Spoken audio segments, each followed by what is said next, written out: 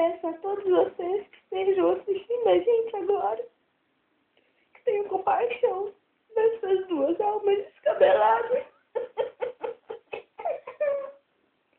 Nós sofremos de um mal que Deus nos deu, mas que a gente não...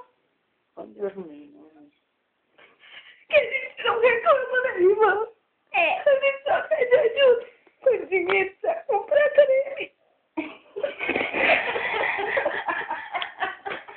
Quem puder ajudar, deposita, por favor, um valor. Meu coração não aguenta tantas coisas. Qualquer valor, um dedinho de crime já serve.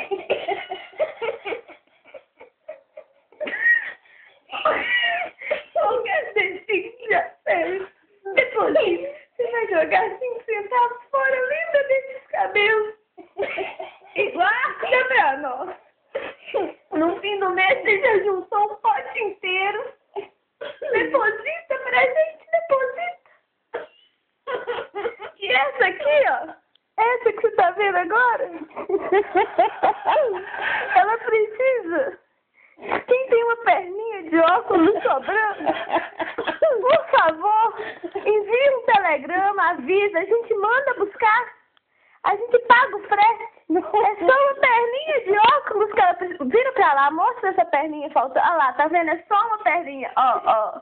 Ai, meu Deus. Então, do que a gente precisa? Uma perninha de óculos e todos os crimes do mundo.